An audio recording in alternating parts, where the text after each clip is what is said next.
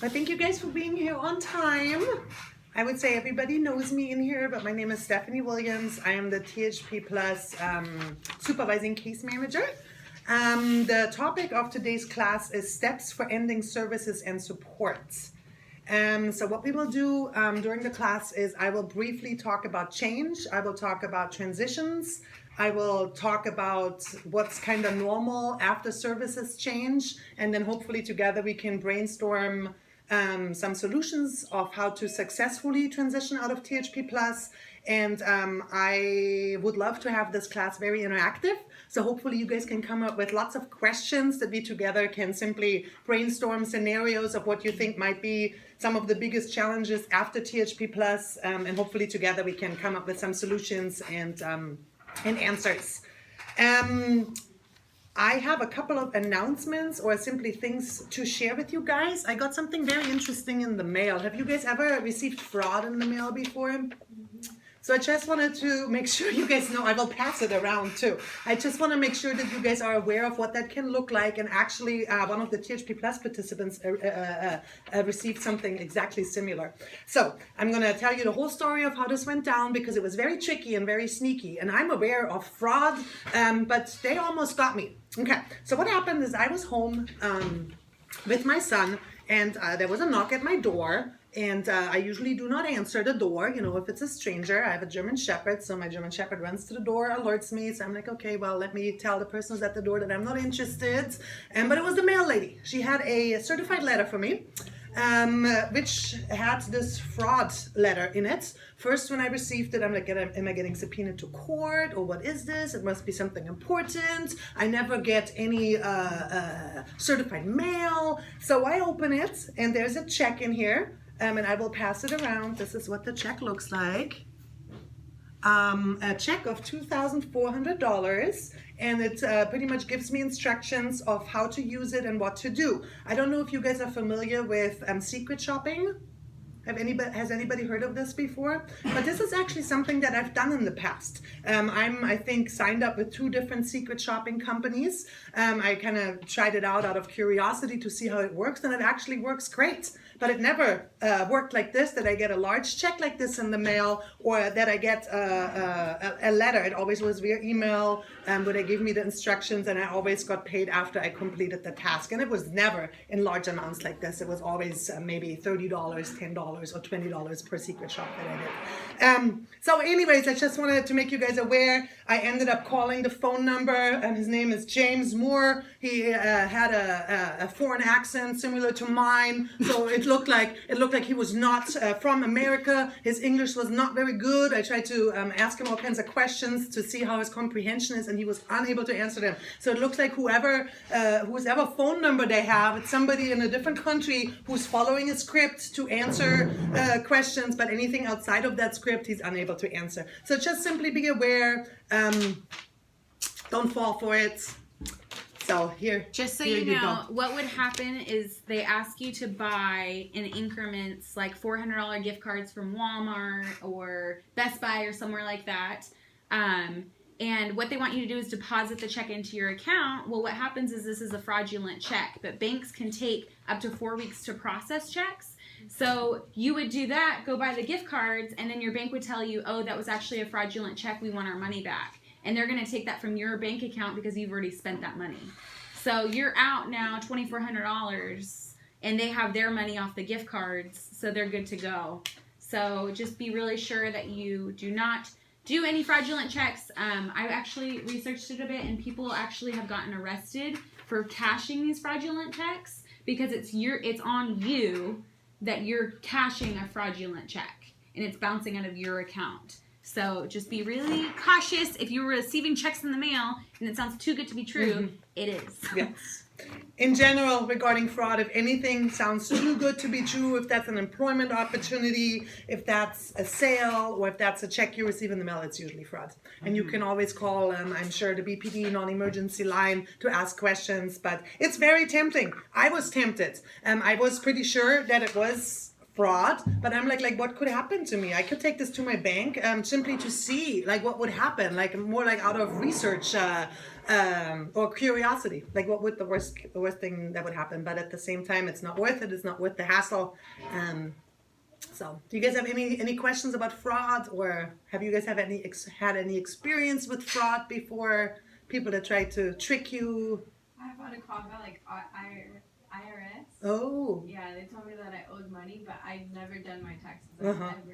So I was like, how do I owe money? And they're gonna alert the local authorities. Yeah. Oh yeah, I got that a lot during Phone calls. I just get calls from the Marriott.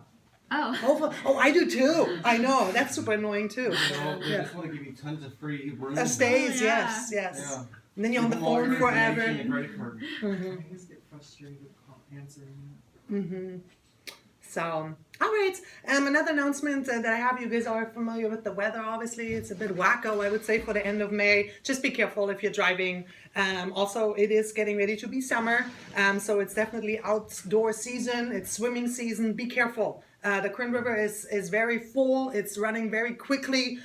Stay out of it. If you have kids, be extra cautious regarding swimming. If you have kids that are not safe swimmers yet, sign them up for classes. They offer some free classes at the Aquatic Center. There are all kinds of different programs there.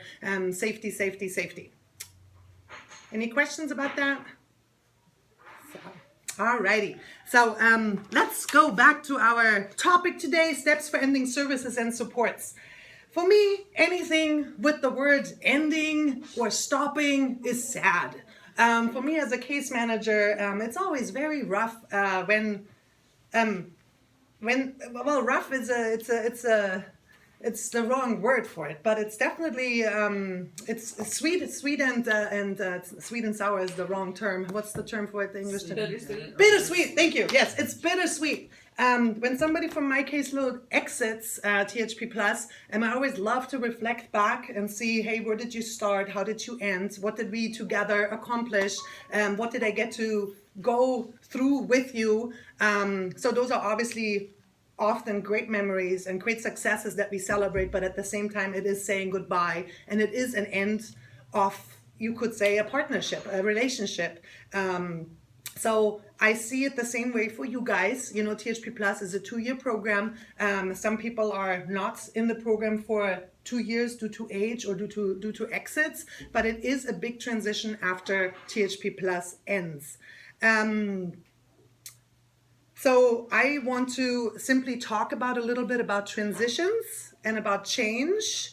Do you guys have any questions about it, or what's you guys' take, or what do you guys expect after THP Plus, or how do you guys think that's going to feel like, or be like the reality of it, if you just simply kind of imagine? Yes. I think people are finally gonna like kind of depend on themselves. You know what I mean? Because we've been in a program for like really, really long. Yeah. We were in AB 12. You're so used to getting like help. Mm-hmm. Now you know it's like gonna end. So I think it's not gonna be as much of a challenge because you kind of grew throughout. But at the same time, you know, you're not gonna have like all the extra that you would have. I agree. So like this is actually our time to actually be on our own. Because like before, like she said, we always had like that help and we always had those people behind us. And now it's just like we're actually gonna be out there by ourselves. It's kind of creepy. At the same time, I think it's also exciting because, like you guys said, you guys have always, or a lot of you guys have had, as long as you remember, those people in your life, you know, that come to your house, that you meet with, through AB 12, that you do budget sheets with, all those somewhat annoying things, and now all of a sudden those people are gone.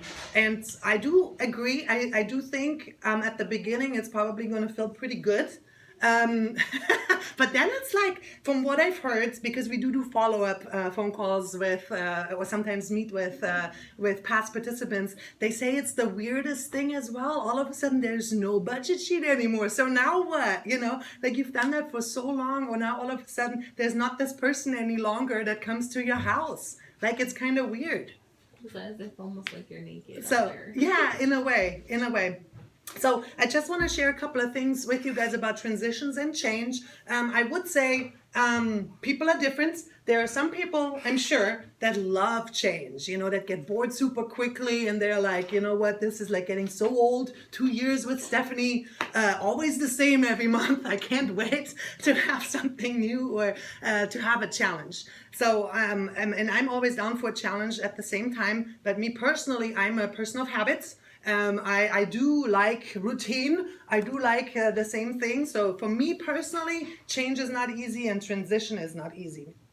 I do wanna read something real quick here from Mark Twain. There's a quote that I would like to share. If you don't like the weather in New England now, just wait a few minutes. But no matter what region of the country you hail from, you've probably made a similar reference about the local forecast. After all, weather conditions change all the time, so you adapt by throwing on a sweater when you're chilly. That's simple enough. But unfortunately, many changes we experience in life are not as easy to deal with. When facing big transitions, many people feel uncomfortable. For example, if you're anticipating a major transition in your personal life, considering a career change, graduating college and starting your first job, or transitioning from high school to college, you're probably a little apprehensive, and that's normal, especially if you don't know what to expect. So to embrace change, or at least to accept it, you need to understand it first.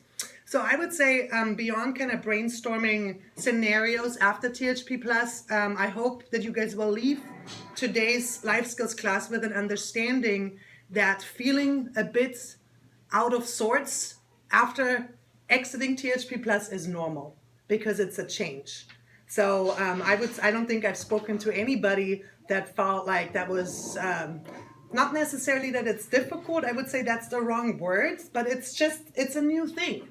It's a new thing. So for me, looking back, I'm 41, so I would say I've gone through a few changes in my life, and I'm sure so have you guys. If that's a change in case manager, if that's a change in employment, a change of moving, location, relationship, all of those things. And for me, some of the biggest changes was being a mom, for example. Just a complete change. And when I became a mom, I went from working and a full-time student to being a stay-at-home mom. So that was to me just super weird. Like, it's just a transition, not that I didn't enjoy being a mom, but it was just a new thing. Another transition for me was from an athlete to not being an athlete. I'm a very physical person. I played softball for college. So after that, it was a huge transition. So now what? And I can even see that in my kids. My kids, they play sports as well. So whenever a sports season is over, or whenever our their training schedule, let's say for soccer or track is over, it's the weirdest thing for them, not just mentally, but also physically. Like what to do now with all their energy. Now they don't run anymore. Or, you know, what to do with their schedule. So, another thing, the challenge people experience with change are generally not because of change itself, but rather the resulting transition. So I want to make sure that you guys also understand the difference between change and transition. Change is external. Change is like, let's say, the weather. It's something that happens to you, even if you don't agree with it. And a transition is something internal. And I would say that's the hard part. You know, it is what happens inside of your mind when you face change. Transitions happen slowly or over time. And again, everybody's different. Like some people transition easier, some don't. I would say most of you guys probably transition fairly easy because you guys have been through so many transitions through your life. So most of you guys probably have adapted fairly well and learned some great coping skills of how to deal with transitions and with change. I do want to share a picture here, kind of like this different stages of transitions. It starts with endings. It can be a little bit of a shock, angry, in denial, fearful, sad. I would say those are all kind of negative emotions regarding THP Plus. I wouldn't say that that's how it is always. So it can also be happiness, it can be excitement, finally being on your own, having that UIF check, finally not having those people anymore. But I definitely would say there comes a neutral zone right after. How quickly that kicks in again depends, but a little bit confused, disoriented, frustrated, skeptical. So, and then come new beginnings. So the sun rises up again. So exciting things happen. And new beginnings are great and they are very much necessary. I would say life in general is full of changes. So the better or the more you know about change or the more you know how that actually affects you, the more probably you are able to transition with it. You're right though, it's like bittersweet. It's bittersweet. It's sad, but at the same time, it's like I'm gonna be on my own. Yeah. I'm gonna have my freedom back. But it's like you learn from having that much like support all those years from like being a young teen, from being like a young adult, then you're by yourself. You're like, well, like I know what to do. So it's not like scary. Yeah. So another thing I do before we start brainstorming scenarios and kind of questions that you guys might have regarding after THP Plus, regarding what kind of services you guys can still access or how you guys can still get support if needed. I do want to encourage you guys to continue to social network. Stay in touch. Like Rose made a really good point today. She actually met with one of her former case managers just yesterday for lunch. So that was 15 years ago, I think, that she met that person. And she's still in contact with that person. That's resources. For her, that's somebody that's resourceful. That's somebody that can connect her with the right people. So that's my advice to you guys. If you're still in contact with your ILP worker, AB12 worker, anybody from the Dream Center, or even Covenant here as a team, those are all resources. Those are all people that you can continue after THP Plus to call. Just use it as social networking regarding employment. Those are places that you will always be able to call to see, how to get from point A to point B. So I would say one thing that a lot of people after exiting THP Plus was like kind of the budget sheet. And it's kind of funny. It's probably an annoyance to most of you guys right now. I actually like it because it's like you realize all the stuff that you're spending or you have left over. Perfect. So it's really cool. So feel free. My advice is, if later on, like a couple of months after THP Plus, you find yourself like, oh man, with my money, like what do I do? Now I got into debt or whatever it is, or you're trying to save up for something, but you just can't. You can always call us for another budget sheet. You can get them online or take some home from your case manager. Another advice that I have, just to talk with your case manager a lot about your exit plan so that you simply mentally prepare. I had somebody on my caseloads who was an AB12, and he told me, you know what, the only thing with this AB, or not the only thing, but one of the things he talked to his AB12 worker regularly is how to prepare for THP Plus. It's like that was his ultimate goal during AB12. And I think that's amazing. That's very good. And he successfully entered, had employment, stable housing, had all his ducks in order. And I think it's kind of the same for THP Plus. Those 2 years, the ultimate goal is for you to successfully transition. So with successful, I mean simply that you do have increased skills of how to reach resources if needed, that you have employment, that you are simply stable enough to live and provide for yourself and for your family after your exit. Any questions? All right, so what I did is, do you guys remember doing the Casey Life Skills Assessment? Okay. In, like high school? And only it's called Casey too. This is a different one. This is on life skills. You guys did that, everybody. If you just kind of entered THP Plus, you probably remember. You completed on our computer. We printed out. We don't get it out a lot, but I printed it out, and the answers are all. I just kind of clicked buttons, so don't worry about the answers or the statistics. But I wanted you guys to look at it, and here's also highlighted. There are more pens, and there are certain things where you guys feel like, I want you guys to look at the questions and kind of highlight in what areas you feel like that might be a challenge after your exit, or in what areas you feel like you are still struggling, or something that you would like to work on. Like, for example, one of the first questions is I know an adult who will go with me if I need to change schools. Like things like that. Or another one might be, when I shop for food, I take a list and I compare prices. So, so, I mean, those are all things that obviously take a while to accomplish, but I kind of want you guys to go through this, highlight on them any areas where you guys have questions, particularly regarding the exit, and then we can brainstorm solutions together.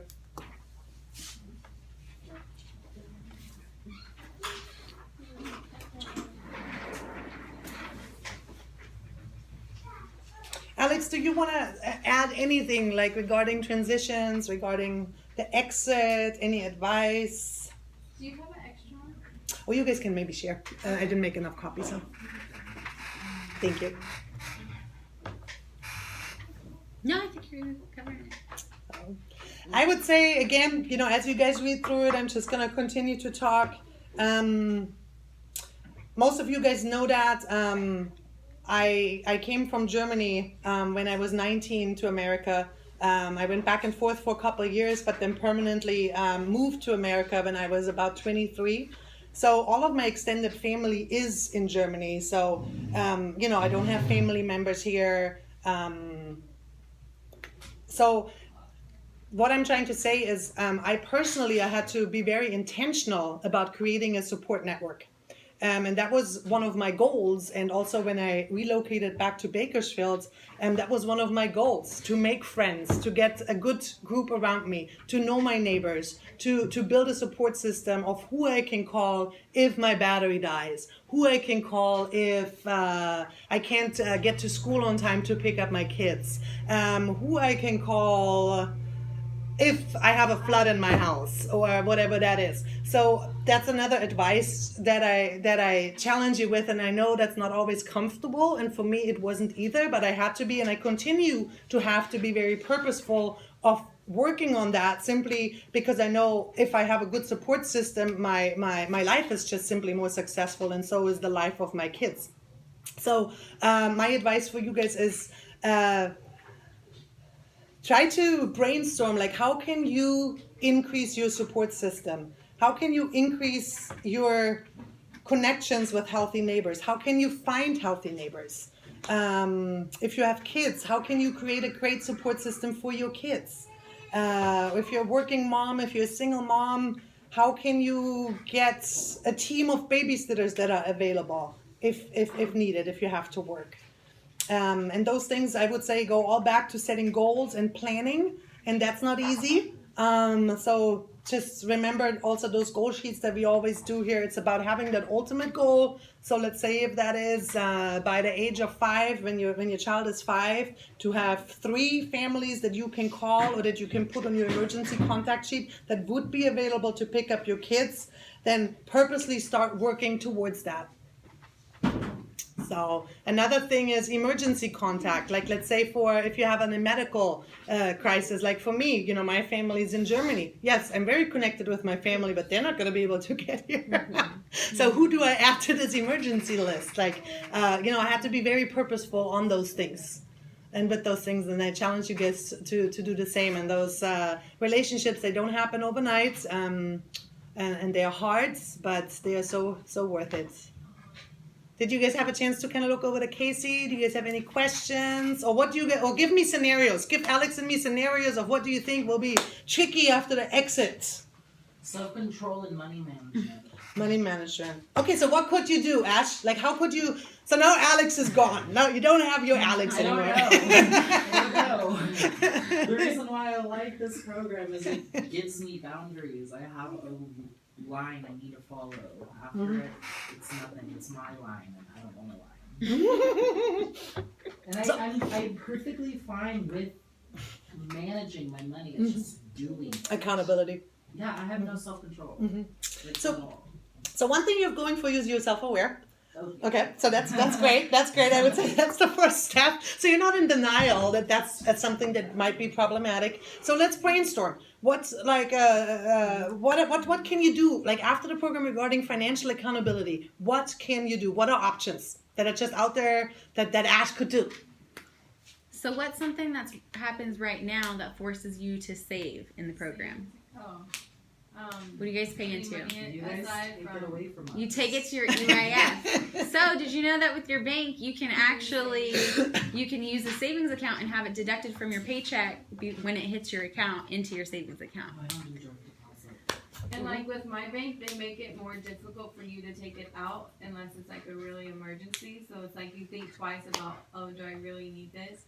For just spending it on like anything that's not really important. So it's like your own EIF account that you are paying into. So that would be something good that you would have as a safety net. I always know in the back of my mind I have my savings account that I haven't touched. So that might be something. Only paying for things in cash, maybe. Like, you take out $100 at the beginning of the week.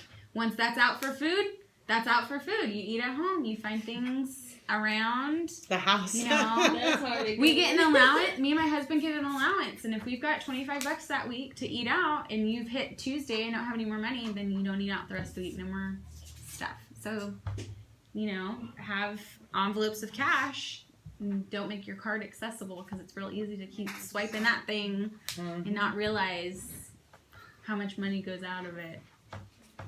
Like for me at work, it's late and there's like nothing open, so like I'm constantly having to like find something like I could take, and then sometimes I'm like, oh wait, I didn't bring anything. Oh wait, my card's connected to Uber Eats, and I'm like, oh wait, why not?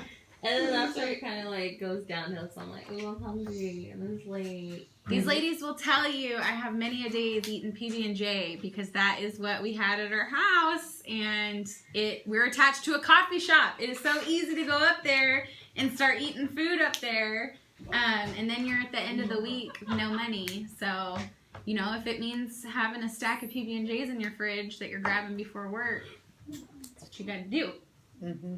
Food, I would say, is the number one money spender for most people. You don't realize how much. I tallied it up for myself and my husband last month, and it was like $700 we had spent on just food, like eating out. So you really have to be careful on that specifically. Mm-hmm. And some resources that are available for you now that you don't have an Alex anymore, so you're done with THP Plus, you're exited, is your bank. Which of course go into it with caution, but I do think meet with a personal banker from your bank. See what they advise you.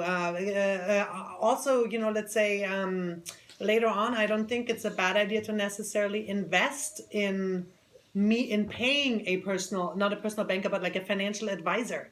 I think that's always a very smart investment. Of course, do your research of who to kind of meet with, but that can be very, very helpful. That can be very helpful. Let's say if you have some debts that you just kind of feel like you don't know how to get out of, but also like how to invest in the future or how to save smart. Let's say you're saving for a car, and that can be an accountability partner.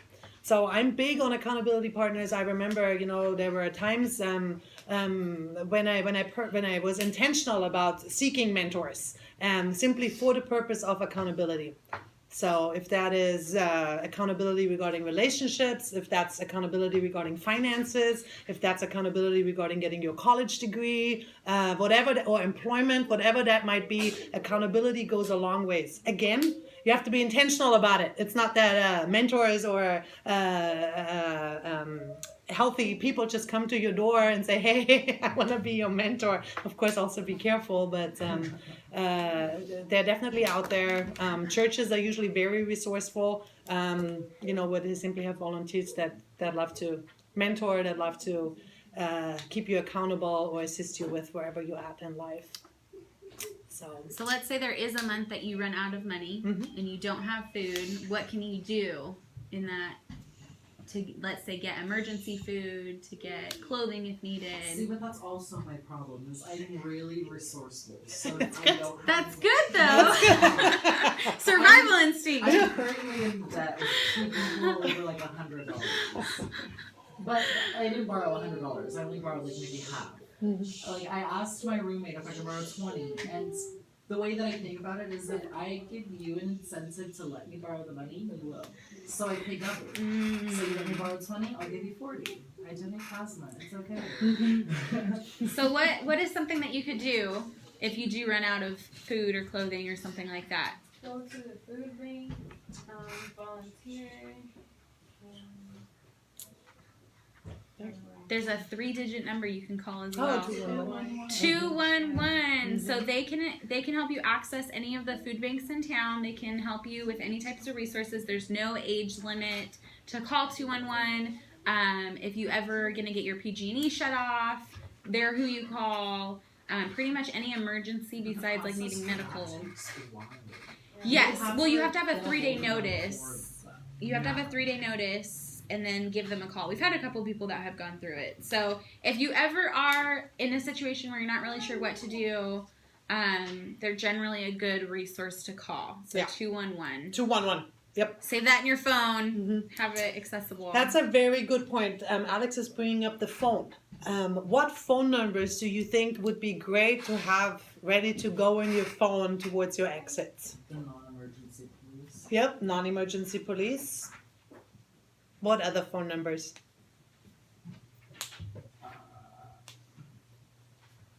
211. Are there any other numbers? I think the covenant number is a good one. Oh, okay. Yeah, or definitely keep the number of your case manager on there just as a resource. If there are ever any questions, the Dream Center, always have that in your phone as well. Mental health crisis line, always have that in your phone. Even if it's for a friend, it's good to have that in your phone. Speaking of mental health, do you guys have Tay's number? Yes, I can get that for you after. Mental health, I'm glad that came up. Again, life is not easy. So, let's say 5 years down the road, you're going through a really, really rough patch, so now you are, let's say you're 28. So what do? Like, you really feel like life is just falling apart. You're stuck, you're losing your housing, you're unemployed, you feel like you can't take care of your kids, you're a mess. What are options that are out there? What can you do?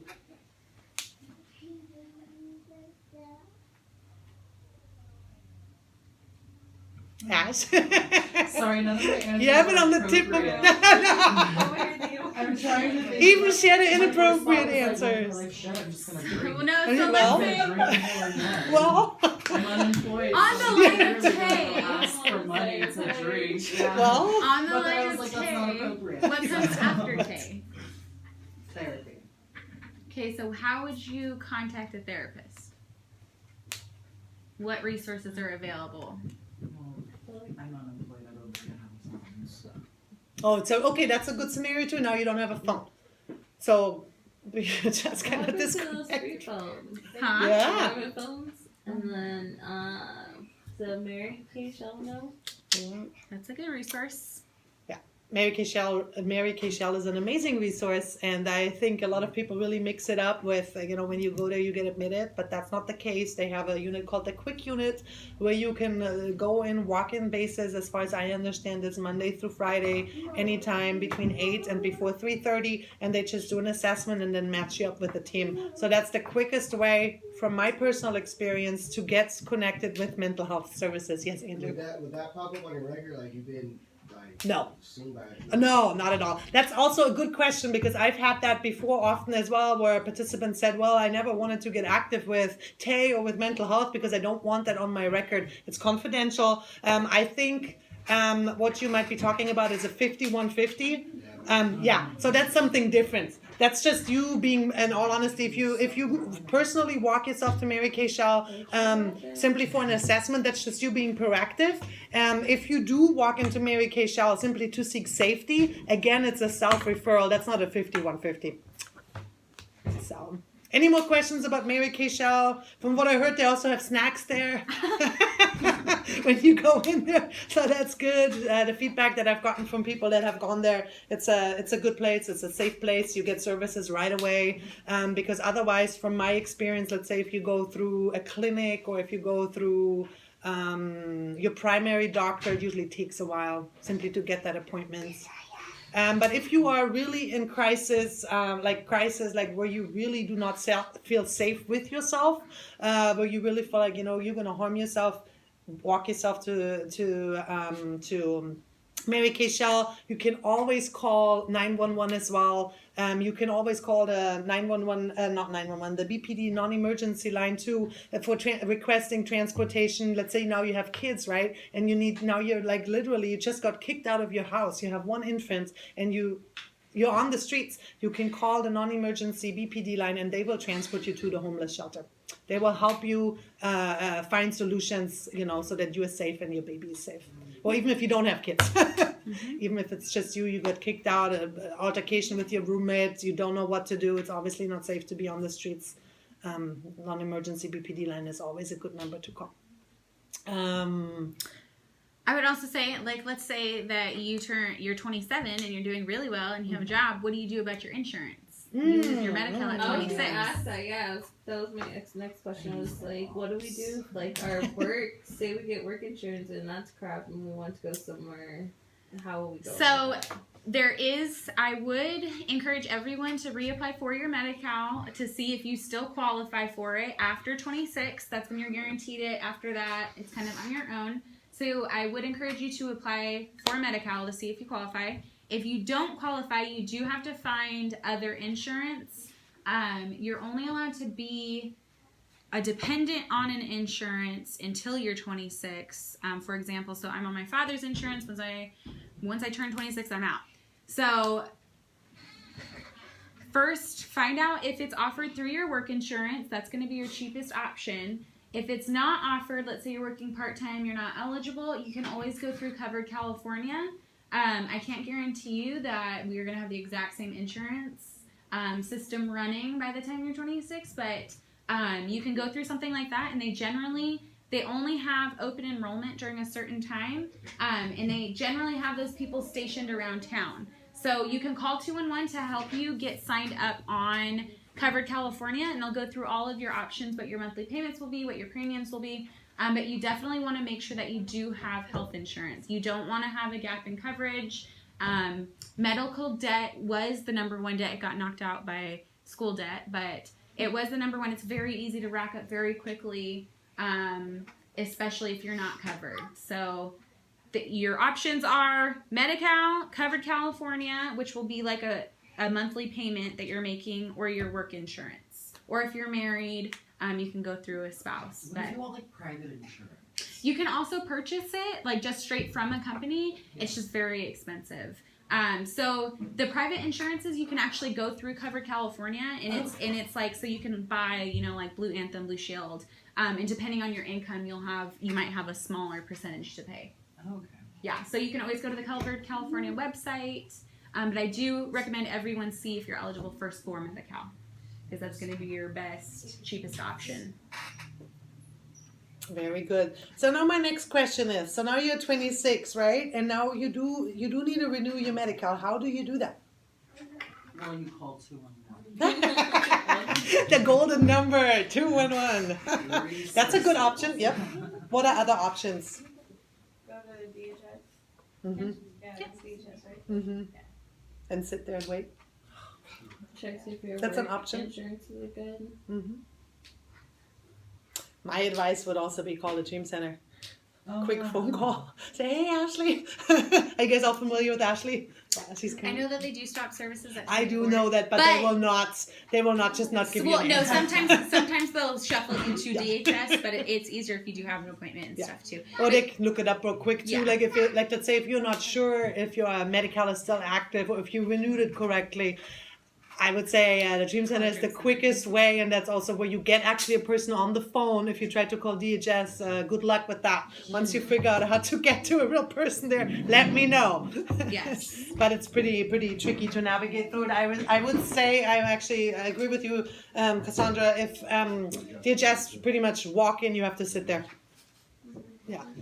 Oh, another one. Actually, yes, there's a new thing. There's a new website that's called See For Yourself. Are you guys familiar with that one?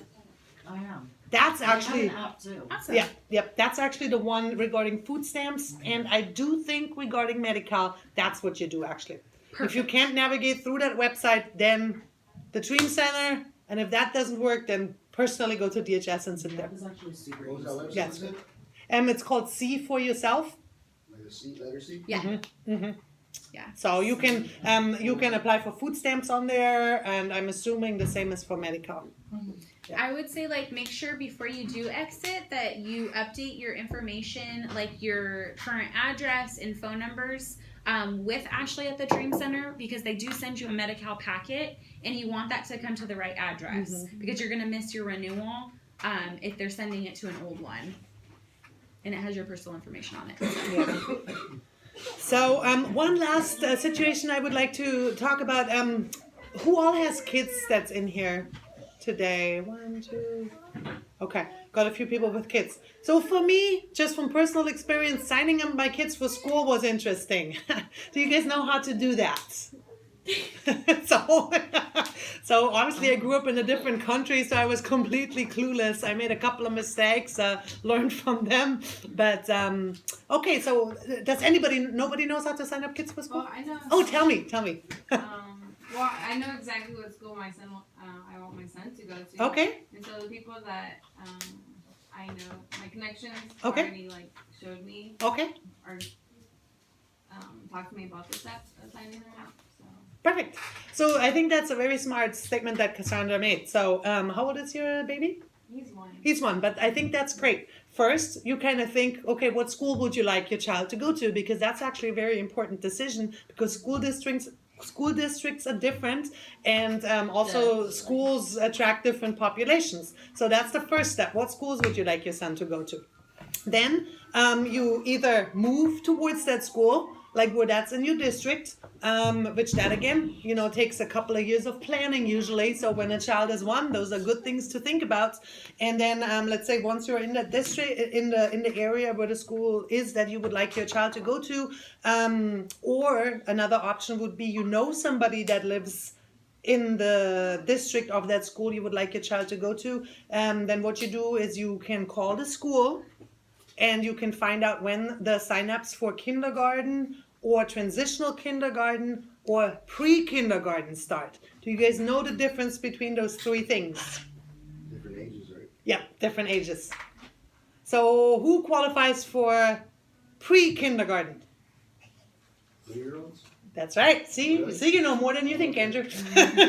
So with pre-kindergarten, it's actually a pretty rare thing. There are only a handful of schools that offer it, but that's actually something, let's say if you do have a 3-year-old, or if you have a child that's getting ready to turn 3, something very important to look into, because that can be free childcare and educational, so they already get a head start towards kindergarten. Regarding TK, who knows what TK is? All right, you want to share? It's kind of like kindergarten, but transitioning is like preschool, like what old preschool used to be. Okay. And it's for kids who are 4 to 5, I believe. Yeah. So with TK, I know so much about TK because I had one daughter that was in TK. It's a tricky program because it's I personally think it's unfair. Only a very small population is allowed to get into TK. You have to be born before December 2nd. And you have to be born, I think, after May something. So it's those kids. Yeah, it's those kids that are too young to enter kindergarten and kind of too old to be in preschool. Yeah. So, like for example, my daughter, December 2nd. That's when her birthday was. That's the cutoff date. So when she started transitional kindergarten, she was 4 and then turned 5 in December. So she was too young to get into normal kindergarten. So that's why she got to do transitional kindergarten. So what did you say when I was 3 years old? That's Okay, so that's the 3-year-olds. That is called pre-K, and there are only a few schools that are part of the school district that offer it. And TK is above pre-K? TK, yeah, it's pre-K, then comes TK, and then comes kindergarten. Yeah, so that's how it goes. Next question: at what age are you legally supposed to sign up your kids for school? Kindergarten? Kindergarten? 6, 5. Mhm. Any that.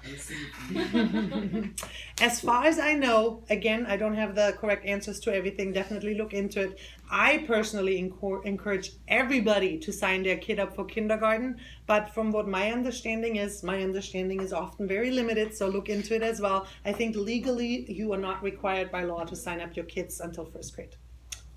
Yeah. But kindergarten it's a great thing. It's an amazing thing. You get your kids a head start, obviously. But I think the legal start date, I think Alex is looking it up, right? Is 1st grade.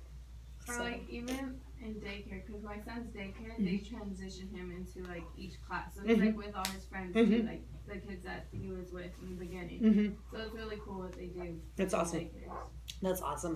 So that's an important thing. So anyway, so if you have any questions, let's say now your child is 3 or is 2.5 and you're interested in pre-K, call the school, call the Bakersfield City School District. Again, find out what district you live in. There are all kinds of different school districts in Bakersfield. Find out what district you're in, call the district phone number. If you don't get anywhere with the phone number, go to the district office in person, and simply find out the details. There also... You wait to the enrollment date? You wait for what? The enrollment date? Yeah, usually that's how it goes. There's like a window to do it. If you miss that window, you can sign them up like on the first day of school or the week before school. I wouldn't recommend that though. I would recommend, because there are also a lot of papers that are required, like immunization records. It's like a whole package that you have to sign. So I would recommend, having everything ready to go so that your child also knows which class to go to. Otherwise, if you're the one signing up your child, let's say it's already the first week of school, then your child will kind of be a little bit of the oddball, arriving late, So were you able to find out, Alex? I think you're right though. Yeah. So you're right with the first one. Yeah. And I have a kid. I don't like to brag, but I'm kind of. Yeah. I'm humble. So that's regarding school. Any questions about school? That's a big thing. Like for me, that was a very interesting transition to get my kids into school, to figure out how schools work. And again, my advice is be super involved. Like try to connect with other parents, try to be connected with the teachers, with the admin staff, be a volunteer at the school. So simply what's going on. So Miranda's shaking her head. Do you have any questions? It's annoying. It is annoying. I agree with you. But again, the better relationship you have with your kid's school, the better off your kid is and the better off you are as a parent. Yeah, no, because my niece's teacher, she constantly is giving them homework in their kindergarten. Yeah, it's a lot of homework. So it's I'm like, are they in kindergarten or are they 3rd grade? What's going on? The homework changed nowadays. So It did. It really did. I don't know how to do it like that. Funny thing is, what I've observed, I would say in kindergarten has been, now I have a 7th grader and I have a 4th grader. Kindergarten was the most homework. Mm-hmm. And for the 7th grader, the least homework. Yeah. Which to me doesn't make sense. But I guess those kindergartners really need to be kept busy. And now they're doing a lot of Common Core stuff, yeah. And also, so with school. So school to me wasn't the easiest thing, right? So now I have a 7th grader. A lot of things I really don't know or don't remember how to do. YouTube, a great tool, especially for math. Great tutorials on there. And otherwise ask the teacher. I remember with Common Core, I think my son was in 3rd grade, and in Germany I learned how to do this. I don't know if it was division or what it was. I learned it simply a different way. So of course I was clueless how this was explained here in America, so I simply couldn't explain it to him of how it was explained in class. So I just went to the teacher and said, hey, can you real quick explain to me of how it was explained to my son so I can explain it to him instead of confusing him with my German math way. So that was an easy fix. But just again, networking, I would say, is regarding anything after your exit is huge. Try to have good standings with the as many people as possible. So. I know we've already chatted for a while, so unless you guys have any other questions, we'll probably bring the class to an end. Are there any other questions or suggestions? So if my son's birthday is November 11th, he's eligible for No, he's TK. TK? Yeah, which is great. My daughter, she still blames her smarts on TK. She's a 4th grader, and she is academically very strong. I think a lot of it has to do with her brain. But again, she got that extra year that my son didn't get. So that's an amazing thing. 6 days. Yep. And there's only a certain amount of schools that allow the TK, or Say that again? there's only a certain number of schools that allow the TK? I would say, as far as I know, I'm mostly familiar with Bakersfield City School District because that's where my kids go to. They all have TK. Pre-K, not all of them do. Pre-K is the rare one. Another thing also, if you feel like, let's say you live in an area where you really don't like the school, like what are some options that you have? For example, I had to do an inter-district transfer for my son because I wanted him, or he wanted to go to a different junior high than was in his district. Again, it's all possible. It's simply trying to find out the deadlines of when to apply. They are usually really short windows. So let's say talk about elementary school. You don't like the elementary school that's next to you. You rather would like them to go to a different one. Go to the district or call the district, see what the deadline is to put in a transfer, and then just follow through with it. There are also, especially if you're part of Bakersfield City School District, there's some amazing after-school programs, usually free of charge. If you are, pardon me? Do they still have Friday Night Live? You ever heard about the FNL, Friday Night Live? I have not. They had Is it Bakersfield City School District? Yeah, they had it in Northville. I was involved in it. Oh, okay. Is that middle school, high school? Elementary. Elementary, okay. I mean, the one my kids go to doesn't, but I'm sure every elementary school kind of has a different thing. But there are a lot of good after school programs, especially for elementary school, Bakersfield City School District, that are free of charge. So again, if you are, let's say, a single mom, or even if both parents are working, those are some things that you also want to kind of look into for schools. What kind of after school care do they offer? So that, because otherwise if for kindergarten or for all the way up until 6th, 7th grade, your kids usually do get out around 1, 2 o'clock. So, all right. Any other questions or comments? All right. Can I get some water? Oh, absolutely. Absolutely. So thank you guys for being here. And again, I encourage you just to talk a lot about your exit plan with your case manager. Be self-aware if you feel a little off after your exit from THP Plus. It's normal. Alex,